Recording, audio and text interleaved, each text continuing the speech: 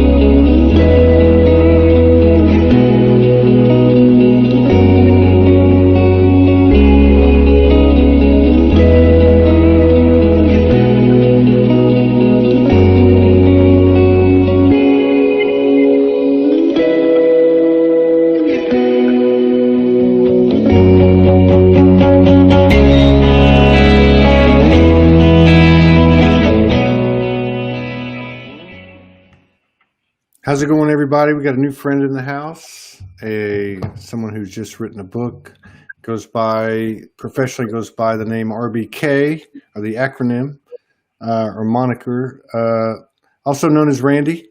And Randy, do you mind if I give a little backdrop by some of what you said in the original message to me?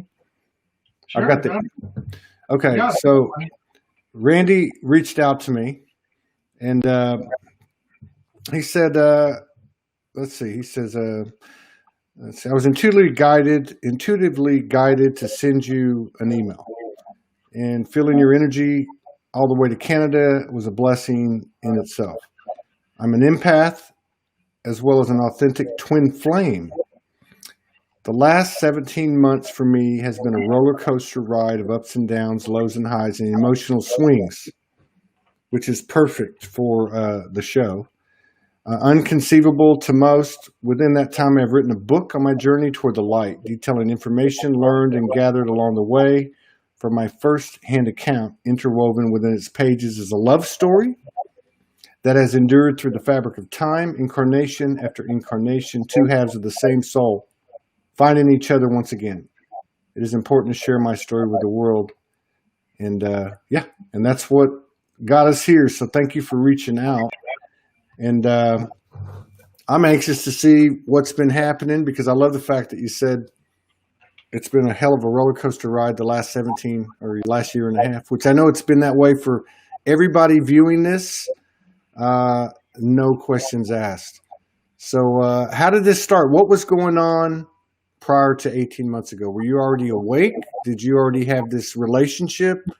Where were you at? Well, Todd, I think I've always been awake for the most part throughout my life, and that has been a prerequisite for what has happened within the last 17 to 18 months. I was a journeyman plumber for 40 years, and then the work dried up, so I took a part-time job, half an hour away from my home. As soon as I walked through the doors of that retail outlet, that's when my life changed and totally was upside down, and still is today, to this day. And what happened? Was your Was your divine partner working there? Well, at first I didn't know she was who she was. But as time went on, I began to realize a connection between the two of us on a soul level, which really took me by surprise because I had never felt anything like that before in my life. And I knew she was reminiscent to me from other incarnations. Wow. And this is what actually set me off on my journey. And she was the catalyst to my awakening.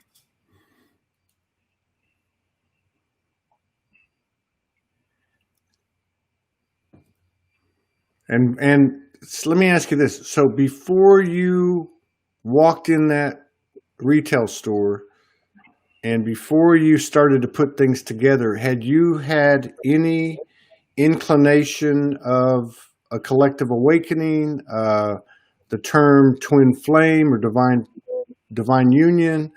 Where were you at that point? When you say that she was your catalyst, were you like, was all that unknown to you at the time? Everything was unknown to me at the time. I had not known of the phenomena of twin flames. I had known nothing like that. I have been spiritual all my life. I have read a lot of Sylvia Brown books, who actually introduced me to the spiritual realms. But on a soul level, throughout my entire life, I knew there was more to the universe than what my parents and teachers taught me. Wow. And so how did that go? I mean, like, was there a moment like when you met her where you just started ringing up like a cash register, or was it mutual, or did she come to you and say, hey, there's something going on here? Well, actually, it started with music. Now, working in these retail stores, music is always playing in the background. And I'm actually a music fanatic, so music is like it's like the water of life for me. It propels me. Lyrics from the 60s and 70s, they just, they're so great. Like, I mean, they're just wonderful. But anyway, I was working one day on the floor serving customers, and I heard this song.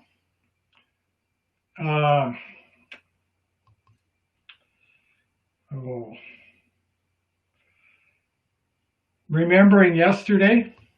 Remembering Yesterday. Yeah, a song by Ambrosia that was recorded. Oh, yeah. I remember that from the 70s. Recorded back in 1978. And these phrases from this song, they just resonated with me. Unbelievable, deep in my soul. And right at that moment, I knew something was going on. Like, something just hit me and everything came together. And there was other songs like So Into You by Alana Rhythm Section. Mm-hmm. All these songs, they just resonated with me and they pulled me toward my friend. Wow. And I knew something was going on, but I couldn't place my finger on it at that time. So did she know something was going on too, or did who busted the move? Well, actually, she has not been awakened yet. She's not been awakened to our connection. Okay. But we are friends. She is actually reading my book right now, which I'm sure talks about her.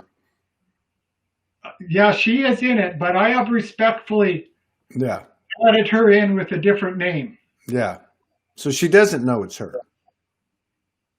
No, she knows it's her. Oh, okay. Yeah, she knows it's her. She knows there is something between us on another level, but she's still living in the 3D realm. Yeah. she's still working on karmic relationships and things like that. Yeah. But I did have a channeling done from this very spectacular lady from the paranormal priestess, Elizabeth from New York. And I was guided to give her the book to read. So that's another step forward. Yeah. You gave the reader the book, or you gave it to your partner? I gave it to Teresa. Okay. Yeah. Okay. So that's the name that I've written her into the book as. Okay. Teresa. And so how did you start to understand that you had a connection, and how did it catalyze your awakening? Well, one day in the coffee room, we were having a conversation, and a strand of her hair hung over her face as we were talking together. And right at that moment, I was so reminiscent of her from another incarnation that chills ran up my spine. Right at that moment was a moment that I knew her before. Right, and at that time, there was no turning back for me. I had to start searching for answers. So where do you go nowadays? You go to the World Wide Web and you start searching for answers. So, which I must say can be kind of there are so many disillusions and things on the web now that are sending people in different directions. It's hard to really find your footing. So you have to just have to take in what resonates in your heart. Yeah. Yeah, just like everything else. Yeah. I just saw a post somebody put up, a good friend of mine, and he was talking about ET communication, and really talking about any type of etherical or dimensional communication, that there's nothing different in those realms or from those particular streams of consciousness than there are here on the earth. In other words, we have to discern whether we're looking at the internet or whether we're communicating with a divine essence or a consciousness stream from the ethers. So I get what you're saying. Yeah. Now, what kind of information did you find on the net? Did it help you? Did you find anything that validated it or brought you into higher alignment? Well, there's lots of validation, but I found that a lot of the things that I was reading wasn't sending me in the right direction. I needed more of a direction. So what I did is I experimented with some tarot card readers. Mm-hmm. And what they did was they gave me some more insight. But what I found with the tarot card readers was you have to pretty much read between the lines. But they did send me on the right path and got me going in the right direction and sent me in the direction to search for twin flame information, which I never knew anything of at that time. It was a whole new concept to me. And so how did this connection with Teresa, how did it catalyze your awakening? Well, it awakened me. It awakened my soul to know that she was the other half of my soul to begin with. Mm-hmm. And it sent me on a path to find the information that I was searching, that I was looking for. I got you. Yeah. To clarify that I was not going insane, Right. that there was something there, but I needed to put my finger on it and get some clarification. But as I traveled my journey, my head and my heart were always fighting amongst each other. The ego and the heart were Right. fighting amongst each other. But then eventually the heart took over and kept leading me. And I always knew as I kept going that it was true and the connection was true. Right on. So, have you had any dimensional experiences, like your higher self and her higher self? Has she come to you in dream state? Or what are some of the things that validated this to you other than just knowing? Well, our higher selves have been together in dream state for quite some time. We visit each other quite often within our dreams.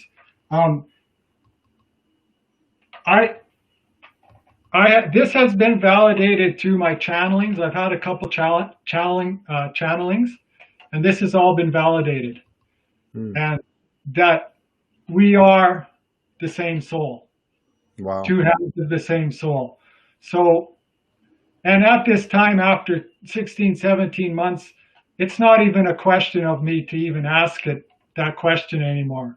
It's like I totally know, and I'm totally receptive to the whole deal.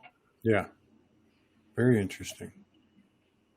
And are you able to view the interactions of your higher self and her higher self in dimension? At times I can, but the veil is still hanging a little in front of my eyes for the most part. But my gifts are still starting. I'm still working on my gifts. I have lots of thoughts will just enter my mind and then a vision right behind them. Right. Like all kinds of things. Visions of me and my new residence in BC and things like that. Everything, all kinds of visions of my future. And I'm just curious. I know, I've talked to enough people to know that some of these connections they're taking place in all different ways. Some might be like Morgan and I, living together, cohabitating. Some might be situations like yours. Some might be situations where the partner is literally in the non-physical only. I've had people tell me that they've got a partner and the partner's on a ship. So there's all different scenarios. What's it like in your scenario? What's it like having this information, this knowledge? Are you able to speak to her about these things? Or is it more done in the etheric field? In the 3D realm, I have not spoken to her of anything like this, about the twin flame phenomenon at all. But as she's reading the book, hopefully it's going to awaken her to our connection. Yeah. From what I've been told by my team of angels. But she knows, when I talk to her and look to her in her eyes, yeah. She knows the connection. On a soul level, she knows the connection. Yeah. Yeah. But she's just not awakened to it yet. Because I'm the awakened one within this in this couple. I'm the chaser. I'm the one who's chasing her. Right. Right. But I'm giving her space because she has to go through the whole process of awakening. So I got to give her space. I have to let her do her thing. But I can walk in the retail store anytime. I've been invited back anytime, and I can have a glimpse of that smile and a conversation with her at any time. I am never turned away. You brought up your team of angels, your guides, and the reason, one of the main reasons that we have this show is because there's so many people waking up now, and so many of the experiences people have had that have gone before them on the linear timeline are one and the same, or there's similarities, and it helps, I think, people to get to the point where you did, which was that you weren't going crazy. What consists of your team, these angels? Do they have names? Have they appeared to you? How do they communicate with you? That type of thing. They can communicate with me through, actually at times, through my own words. I'll hear my own words in my mind, and that's them trying to communicating with me. Yeah.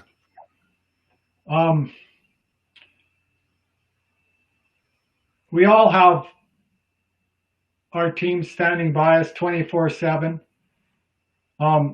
Once we become awake and are able to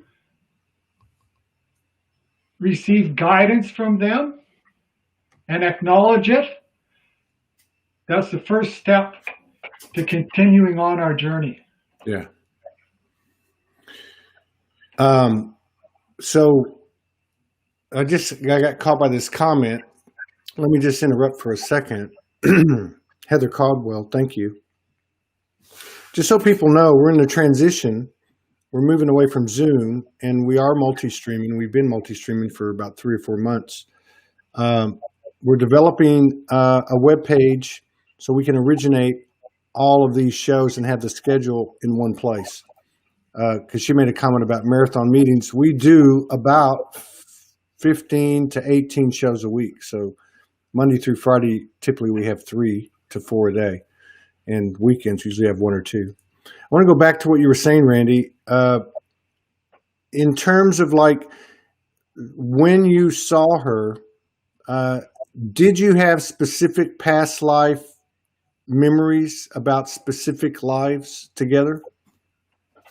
I haven't recollected on anything like that, but I plan to do another channeling to get into that realm and see where we were in other incarnations. I'd like to write another book about that, actually. Yeah. And what is the gist of your book talk about? Is it talking about your personal awakening, or this connection with Teresa? Is that the primary focus of the book? Well, I'm writing this book actually in 3 parts, and I published the first part. And what happens in the first part is I explain my awakening and the catalyst, which was Teresa, and how it transpired over my 120-day contract while working at the retail outlet where I met her. Right. And that's within the first book, book 1, where I've actually added in a bunch of my poetry into that book. And actually, I'm going to add here to this, some of the poetry in my book I had laying around my house for the past 20 years that went into that book. So, and to me, that's mind-blowing, because I wrote this stuff 20 years ago, and then last year I write a book, and then this poetry fits right into the book subject that I wrote. So that was kind of mind-blowing when I think about that. And yeah. I have finished the second book already that I want to publish this fall. And then the third book that I started on is going to take me through my move to British Columbia and take me right down into there as I move into my new home and get situated down there and get involved in the spiritual community down there and anchor my light within Trail. Because as of my last channeling, Teresa and I have a joint mission together to anchor our light in Trail. So To anchor your light onto the earth. yeah, to help lift the planet through our unconditional love. Yeah. So because that's what the twin flames are here to do, is to spread unconditional love throughout the planet. Heal Mother Gaia and raise the planet into the golden age. Right on. So, And have you had anything that stands out in your mind occur, like a Kundalini experience or a visitation or a dimensional experience where you've just gone, whoa, this is real, like, that you can't deny? I'm getting into times now where I'm meditating that I just lose all sense of where I am, and then I'll actually wake up again, and after 10, 20 minutes, and I'll have no recollection of where I was. Yeah. I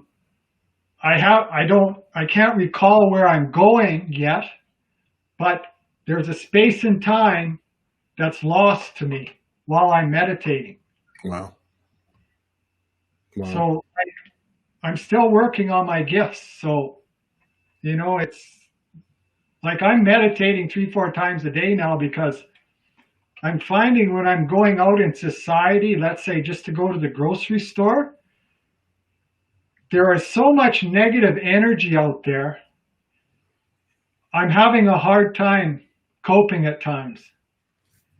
So a lot of times, as soon as I get home, I have to meditate, because being an empath, I'm feeling people's energies so much now. Yeah, I think everybody here can relate to that. And of course, this has been talked about for years. But again, we talk about these things because so many people are coming into it, like you are. Yeah. So I don't know if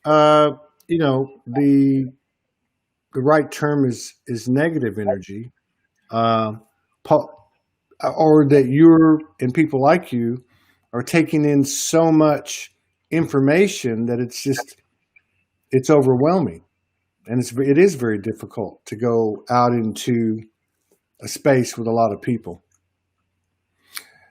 How do you view going out into public? Is it something you're getting more accustomed with? Because a lot of people are running into this. They're being told to get out there after many years or many months since their awakening of being a hermit and staying secluded. They're being asked to get out there both, virtually, like in shows like this, as well as getting out in public. There seems to be some type of transition or conversion of the paradigm. Specifically for the empaths, where their weakness is now being turned into a power, or it's being used powerfully. How do you deal with going out into public? Do you totally avoid it? Are you getting better at it? Have you had any transformational experiences while you've been out in public? Well, I've actually been an introverted rebel all my life. So, and now that I've been awakened, I am getting a lot better at going out in society. I'll actually ask people the odd question now again, feel their energy, and see if I can converse with them on the subject of twin flames or whatever. And see where that goes from. Actually, if I just ask them a couple questions, I know whether they're receptive or not. So There's that's how I've been doing it. cool. There's a great question up here by Heather Caldwell. So many people have this question. I think everybody pretty much, if they're honest with themselves, can identify with finding that particular partner, whatever label we want to give it. Everybody has a yearning to be loved and to love equally, and to have a partner where the trust is unconditional and the love is unconditional. And of course, there's a lot of, like with everything, there's mixed energies as we try to explain these things and we talk about these things and we label these things.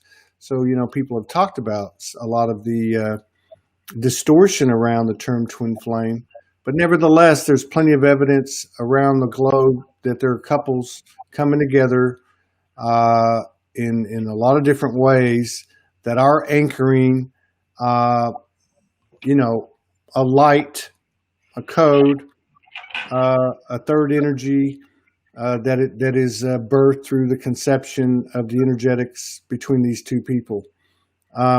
So she asked, and I'm not sure if how you just give us your perspective on this. If one is single, does that mean one's twin flame is coming? What's your perspective on that? Excuse me, can you repeat that? If someone's single, does that mean that they have a twin flame coming? Well, it's actually before we come into an incarnation, when we write our charts,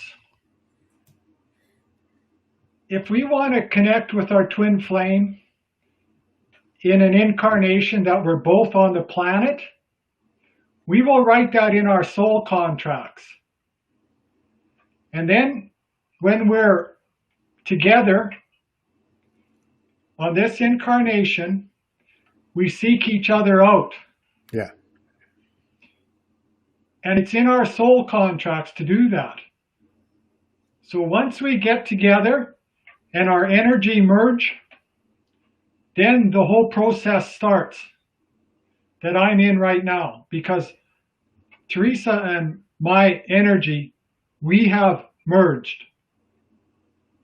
So now we're just going through the whole process of advancing our souls, clearing our karma,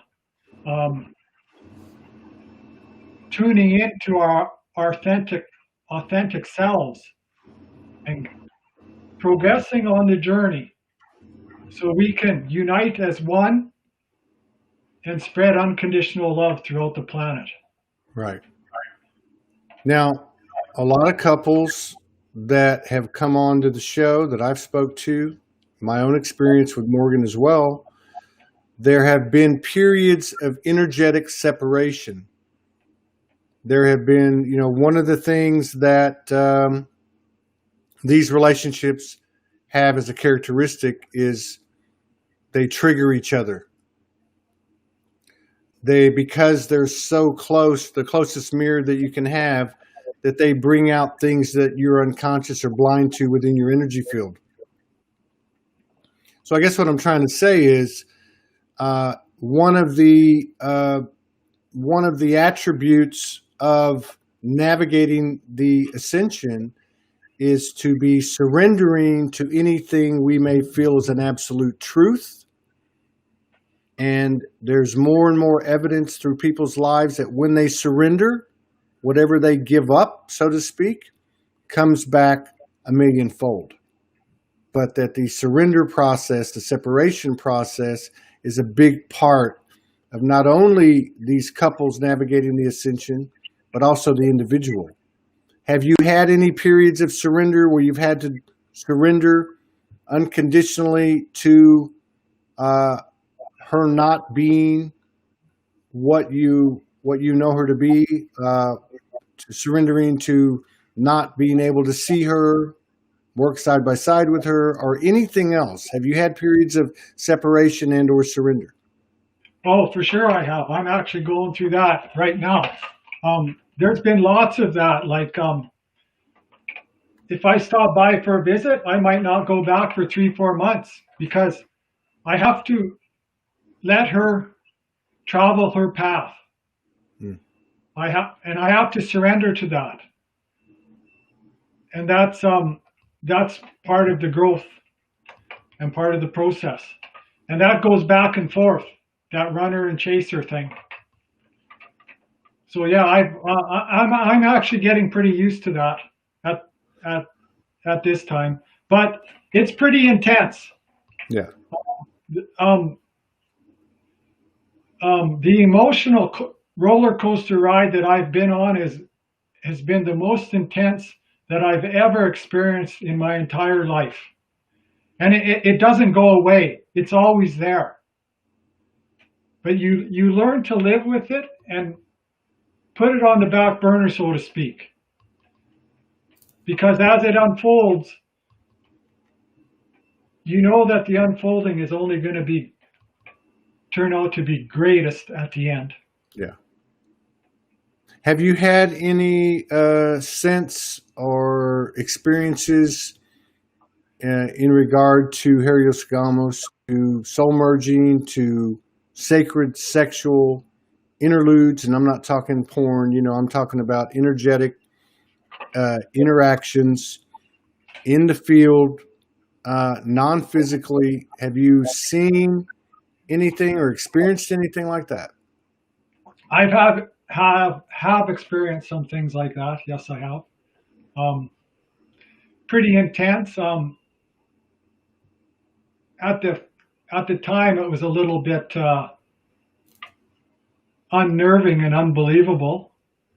But, Can you give us a little example, or like why was it like in what way was it unnerving and hard to believe?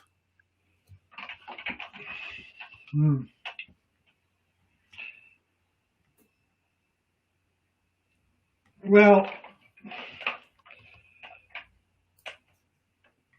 on a soul level, after you've merged and your souls are one, and they can go back and forth in the fifth dimension whenever they want, and you're sleeping at night and you wake up because you can feel the other half of your soul like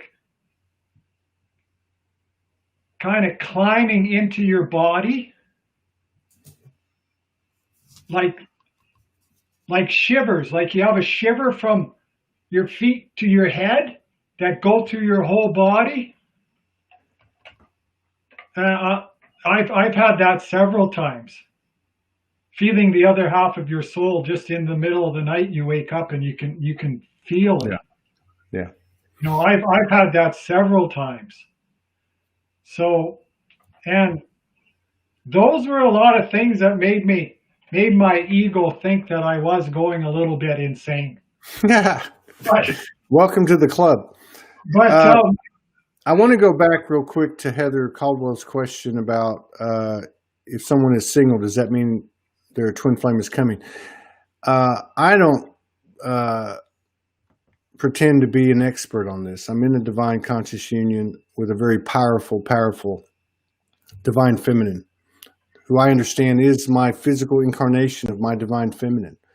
We've interacted with this, role that I play, that I feel, and with a lot of different people. We've had this show over 2,100 episodes.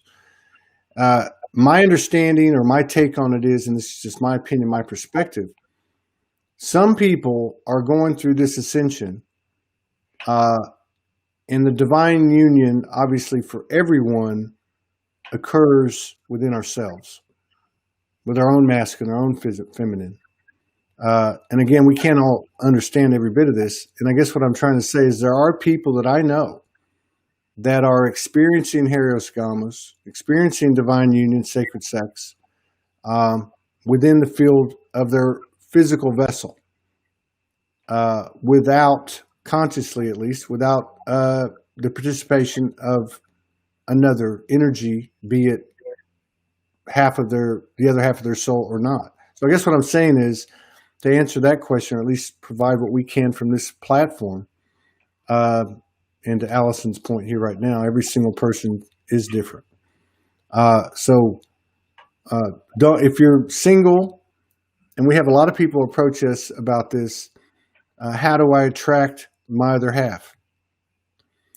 Do the work on yourself. Clear the space within yourself. Bring that equilibrium within your own field, and you will attract a like vibration. So I just wanted to address that. I didn't want to get past that and not have answered it in some way. I hope that helps a little bit. So let me ask you this now, Randy. Where do you go from here? Do you feel like you know what's going to happen? Is there a part of you that wants to connect and cohabitate with her? Where are you at with this? Well, going back to my tarot card reading, as I've gone back to it a few times, I can see that every card is a progress of my journey. And my journey ends up in BC, in another province over, together. I am totally confident, and my heart totally tells me that we will manifest full union in the physical. I have had many visions of it, all kinds of visions of it. So there is no doubt in my heart that I am on the right path. I am following my guidance. I'm letting the universe do its job. And when the universe says it's time, it will be time. Yeah. You can't rush any of this. Right now I'm working on discovering my my new self, my authentic self. I'm cleansing myself of karma from past trauma, all that scenario. But it's hard, because it's like, for the most part, when you go through something like this, you have to become a little bit of a hermit. Yeah. Because it's hard to find people that can relate to a lot of the awakening process. Yeah. Well, it's like, I was totally guided to send you that, to reach out to you. And when I saw you with Shayla, I felt your energy totally on that whole interview. So there you go. Yeah. We're all getting more accustomed to following our intuition and trusting our guidance with confidence. Yeah. Definitely. No doubt. Definitely. So I would like to add here that if our other half is not on the planet with us in this incarnation, of course we will not manifest union with them in the physical. But on the 5D, they will be helping us on this incarnation also. Yeah. Yeah, so, a lot of people have talked about that. And I guess at the end of the day, there's always that element of surrender, unknowing, detachment, knowing something but not being attached. Because I've met so many people that, as an example, they've been in a relationship, they thought that's what it was, they let go, and it happens. The letting go seems to be huge, whether you're in the different layers of a single relationship, or whether you're in the layers of expansion as an individual or in the layers of moving from one relationship to a more expanded relationship and so on. Yeah, you have to let go of the want and need. Yeah, you have to totally let go of it. Mm-hmm. True. You, Very you true. just, but like once again, it's so hard because your other half is always with you, like 24/7. Like they're always there. So you just have to learn to live with that. Yeah. Yeah, there's a lot to be said for that. I don't know. I mean, Morgan and I've had monad experiences of 12, 24, 36 in the monad. We've had souls within that monad that are incarnated come to us in the ethers jointly and merge with us. We have knowledge of some that are incarnated that are in that monad. So whether it's the team is the monad, whether it's, obviously if you have another half of your soul, it's never going to leave you, no matter what dimension or timeline you're in. And I guess where I'm going with this is we don't really know. The only thing we know is what we know within our own field. Like you said, and you're not, and what I love about you is you're not sitting here telling everybody, trying to convince anybody.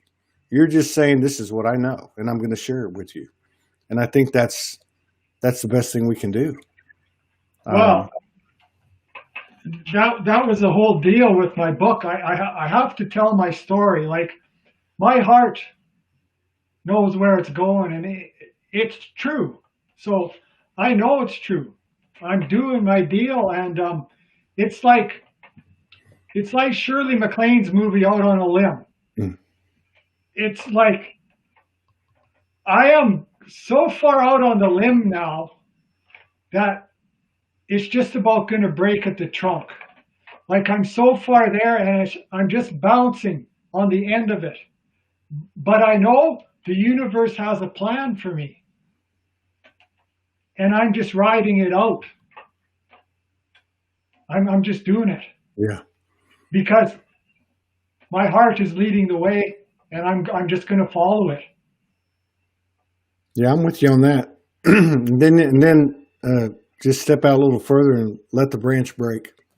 Yeah, right. I mean, but you know what? It won't break though. I'm totally. The universe will keep it from not breaking. Well, if it does break, then you're still, just moving into another phase. All right. So where do we find your book? What's the name of your book? Hello. I just want to say hello real quick. Hello, Cheryl Benny, Florida. Hadn't seen you in a long time, old friend. Nice to have you in here. You're saying hi at the same time. And that's telepathy. Let me see the book now. Okay, can everybody see that? Yeah, it says My Life, My Story, My Journey, and a Tall Tale by RBK. Yeah. Very cool. It's available everywhere. Okay. This is the first book that will take you through when I worked at the big box store where I realized the twin flame phenomena and all of that. Uh-huh. My second book goes into more of my channeled readings. And the second book is more of a story within a story based on real people, real events. And then the third book, which I mentioned before, is going to take me all the way into my new home in BC, where I'm going to start off as my new authentic self. That's my whole plan. Right on. Right on. That's the physical Akashic that so many people are contributing to by their books, by their videos, by their words. This is the real deal. I really appreciate you coming on and sharing space with us and honoring us with your presence. And absolutely, all blessings to you and yours always. Oh, Todd, I thank you very much. Very much appreciated. Like I said, I felt your energy, and I had to send you that email. And before I go, one last thing I'd like to mention. I think my book turned out to be quite a love story intertwined within the pages, and I hope anybody who's interested enjoys it. Far out. Thank you for sharing with us. Good luck on your move, and keep us posted. Thank you very much. All right. See you. Take care. Take care, Thank you. brother.